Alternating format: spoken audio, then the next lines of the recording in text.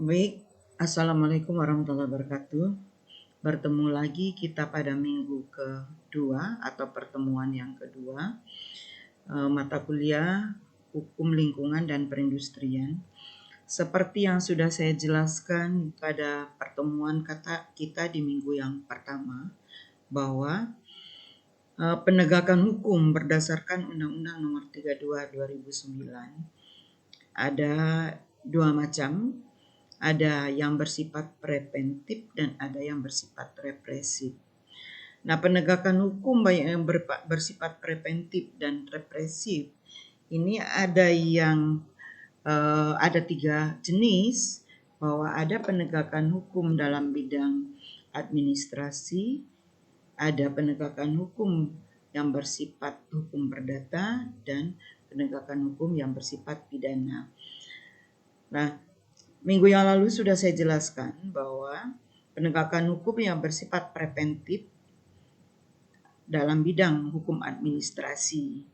Nah, saya jelaskan yang sekarang adalah penegakan hukum yang bersifat represif, baik bidang administrasi, perdata, dan pidana.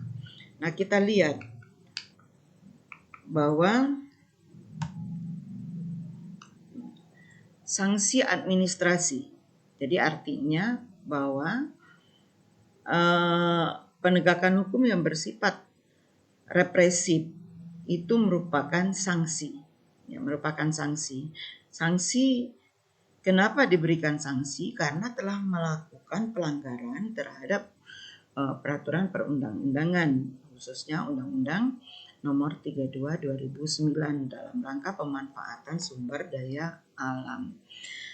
Nah, berdasarkan pasal 76 sampai pasal 83 Undang-Undang Perlindungan dan Pengelolaan Lingkungan Hidup, bahwa dikatakan Bestur 2 dalam hal ini bahwa pemerintah daerah, gubernur, bupati, atau wali kota dengan perdanya dapat memaksa pihak penanggung jawab usaha untuk melakukan pencegahan dan mengakhiri terjadinya pelanggaran.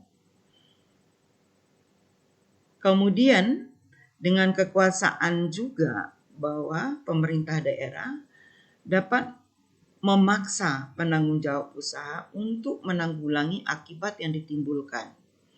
Kemudian dengan daya paksa juga pemerintah dapat memaksa penanggung jawab usaha untuk melaksanakan tindakan penyelamatan, penanggulangan, atau pemulihan atas beban biaya penanggung jawab usaha kecuali ditentukan lain oleh peraturan perundang-undangan. Nah, maksudnya bahwa pemerintah daerah dapat memaksa penanggung jawab usaha untuk melakukan penyelamatan apabila dalam rangka pemanfaatan sumber daya alam tersebut penanggung jawab usaha ini mengakibatkan atau menimbulkan akibat terjadinya kerusakan atau pencemaran lingkungan hidup, sehingga pemerintah daerah ini dapat memaksa penanggung jawab usaha untuk melakukan penyelamatan dan penanggulangan serta melakukan pemulihan dengan biaya yang dibebankan kepada penanggung jawab usaha, kecuali ditentukan lain oleh peraturan perundang-undangan. Salah satu contoh misalnya kasus Lapindo Brantas. Nah, awalnya kasus Lapindo Brantas itu si penanggung jawab usaha ini dibebankan oleh pemerintah untuk melakukan penanggulangan dan pemulihan, tetapi tidak berhasil sehingga diambil alih oleh pemerintah. Kemudian sanksi juga berupa pencabutan izin. Kemudian sanksi administrasi juga berupa audit lingkungan hidup. Nah, audit lingkungan hidup. Nah, selanjutnya kita lihat bahwa sanksi administrasi tersebut yang dijatuhkan oleh pemerintah bisa berupa teguran, bisa berupa paksaan pemerintah, bisa berupa pembekuan izin, bisa berupa pencabutan izin. Nah, siapa yang menjatuhkan sanksi tersebut? menteri, gubernur, bupati, atau wali kota sesuai dengan kewenangannya. Nah, untuk sanksi pembekuan izin, pencabutan izin, serta denda selama keterlambatan ini dijatuhkan apabila paksaan pemerintah tidak dilaksanakan. Nah, kemudian kita lihat bentuk paksaan pemerintah itu diatur dalam pasal 80 Undang-Undang Perlindungan dan Pengelolaan Lingkungan Hidup.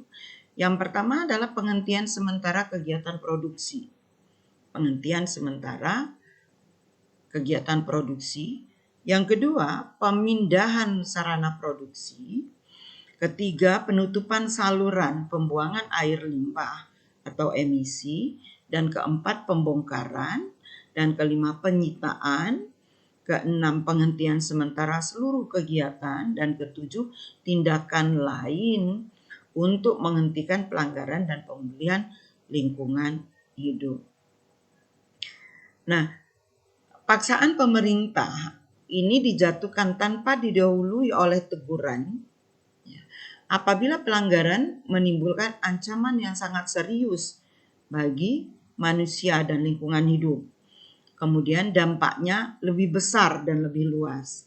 Kemudian kerugiannya yang lebih besar dan lebih luas bagi lingkungan hidup. Nah, ini jadi paksaan pemerintah ini tidak akan dilalui teguran apabila mengancam yang sangat serius bagi lingkungan hidup. Nah, dalam hal ini menteri, gubernur, bupati, atau wali kota ini dapat memaksa untuk melakukan pemulihan lingkungan hidup akibat pencemaran dan atau kerusakan lingkungan hidup. Kemudian menteri, gubernur, bupati, atau wali kota dapat menunjuk pihak ketiga untuk melakukan pemulihan atas biaya si penanggung jawab usaha atau kegiatan. Gugatan administrasi. Setiap orang ini dapat mengajukan gugatan keputusan tata usaha negara,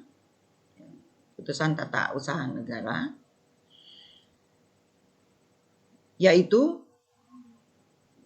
putusan pejabat tata usaha negara yang menerbitkan izin lingkungan hidup tanpa AMDAL dan atau UKL dan UPL. Nah, dalam hal ini bahwa setiap orang mempunyai hak untuk mengajukan gugatan keputusan tata usaha negara mengenai perizinan apabila pejabat memberikan izin menerbitkan izin lingkungan hidup tanpa AMDAL dan atau UKL dan UPL, di mana kegiatan usahanya tersebut seharusnya harus mempunyai AMDAL atau mempunyai UKL dan UPL. Nah, kemudian setiap orang juga dapat mengajukan gugatan keputusan tata usaha negara akibat pejabat tata usaha negara menerbitkan izin usaha tanpa izin lingkungan hidup. Nah, seperti yang sudah saya jelaskan pada pertemuan pertama bahwa ada instrumen dalam penegakan lingkungan hidup baik yang berupa preventif maupun represif. Nah, salah satu contoh misalnya untuk penerbitan izin lingkungan hidup bagi kegiatan usaha yang mempunyai dampak penting, maka sebelum izin lingkungan hidupnya keluar harus mempunyai AMDAL. Dan sebaliknya, apabila kegiatan usaha tersebut tidak wajib AMDAL, maka wajib mempunyai UKL dan UPL. Baru izin lingkungan hidupnya bisa dikeluarkan. Nah, apabila tadi bahwa izin lingkungan hidup dikeluarkan tanpa ada AMDAL dan atau UKL dan UPL, maka setiap orang dapat mengajukan gugatan untuk membatalkan keputusan izin tersebut. Selanjutnya kita lanjutkan sanksi hukum perdata atau penerapan sanksi Yang kedua adalah penerapan sanksi berdasarkan hukum perdata. Nah, sebelum saya lanjutkan, saya akhiri dulu, nanti akan saya lanjutkan di sesi yang kedua. Saya akhiri, billahi taufiq wal hidayah.